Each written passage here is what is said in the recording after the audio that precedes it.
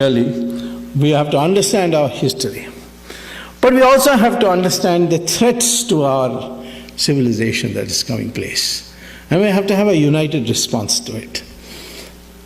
In private conversation, everybody talks to me about Muslims and the danger they pose and so on. Well, I suppose they are looking at this terrorism all over the world, and they are not ready like other people to make a distinction. And they generally say in a generic term the Muslims are terrorists, etc. But the fact is, you see, the problem with Muslims is not their terrorism. It's their religion is so clear-cut. And in a sense we should admire it because they know their mind. We Hindus are the people who don't know their mind. It's like Arjuna sitting in the middle of Bharath, in Kurukshetra, saying, "Shall I kill my brother? Shall I not kill my brother?" Or when Karna was down repairing his chariot, and he said, "Shall I kill him now? Is it proper for a Kshatriya to kill him?" Krishna had to tell him each time that he has to do it. So this nagging doubts, the Indians have all kinds of nagging doubts. Whereas the Muslim is very clear-minded. And Muhammad told them the world is in three parts.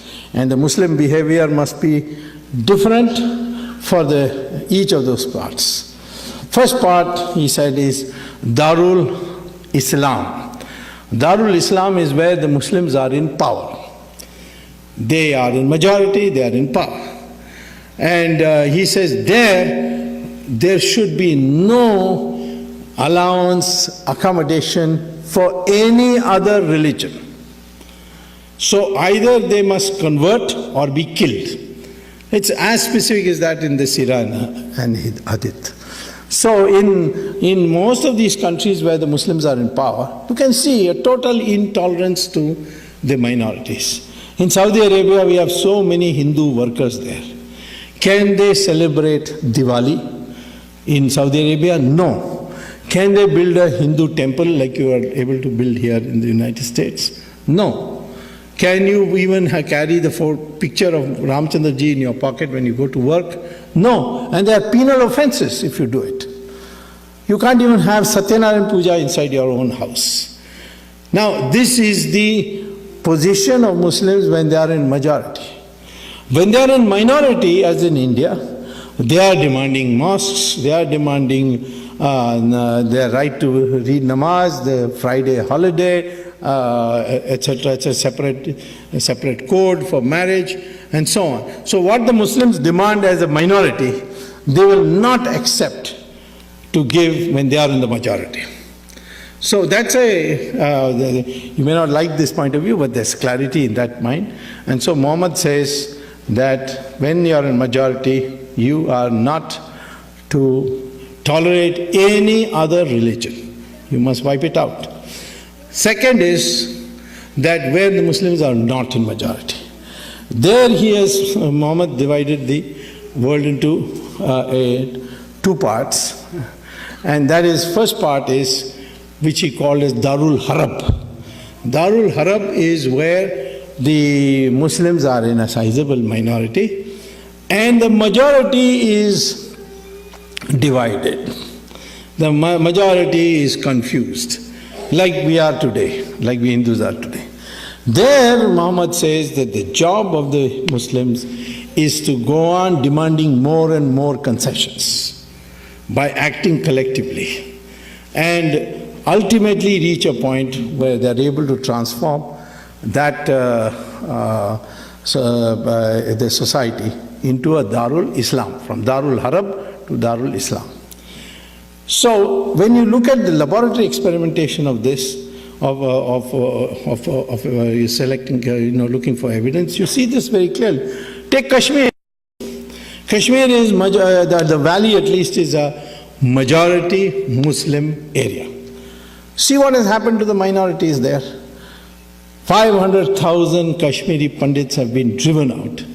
All the temples have been destroyed to the extent that they can, where it's not protected by central police. And Hindus have hardly any rights. They are discriminated against, they are threatened. In Pakistan, it's very difficult to remain a Muslim. There are a few Muslims there, maybe a few Hindus, or like about 50,000 or so. Some say 500,000, but I don't know. But those who come from there tell horrible stories of what happens to them. In Bangladesh, in 1947, there were 32% of the population were Hindus. Today it's only 7%. Nobody talks about it. You see, they talk about Gujarat every day, but they will not talk about what's happening in Bangladesh. And it's not only states and countries. Even districts you will see this. If you go to, say, Mau in Uttar Pradesh, you can see it. Even why we go to Kerala, in Malappuram, the Hindus are living there in utter fear. And they invited me recently to address a meeting, and I did go. And there I found that even though there's no such provision for such a law, and it's illegal to advocate it, Muslims have laid down a rule there that if any Hindu wants to sell a property in Malappuram, he has to sell it to another Muslim. So this is, you can see in a district. Even smaller you go down to Tamil Nadu. Total population of Muslims in Tamil Nadu is 5%. In one area near Vellore, it's called Mel Visharam, there is a town panchayat. In the town panchayat, there is 75% Muslim. And the local body's election, they come to power in the administration of that town panchayat. And they will not give any amenities of the town panchayat to these Hindu areas until they agree to convert. So they make it a condition. You convert, we'll give it to you. Otherwise, we'll not give you. I went there and I saw myself what was happening.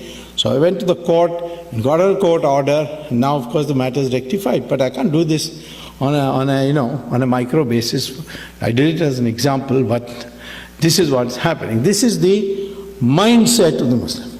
And finally, Muhammad says, if you are in a minority and the majority is united, then Muhammad says, surrender and don't argue with the minority. And that's what we see in countries where the majority is united. Australia, one day, Imam said that, I can't, it's intolerable to have a uniform civil code with the Christians in Australia. We need our own Sharia. And I appealed to the Prime Minister to give us Sharia. So Prime Minister was a lady, next day said, if you want Sharia, my recommendation to you is to go and find another country, because in Australia, we are not going to give you a separate code. You will have only a uniform civil code. Now, immediately the following day, all the Muslim organizations passed a resolution saying that this Imam is an idiot or is an imbecile, he doesn't represent us. We are very happy with uniform civil code. So in Australia, the Muslims will accept uniform civil code, but not in India. And this, in the United States also, you can't have a separate, although there are heavy efforts going on. So where the majority is united, the Muslim population is advised by Sirah and Hadith to cooperate, collaborate, capitulate to the majority. And I think there's a lesson for us in that unity.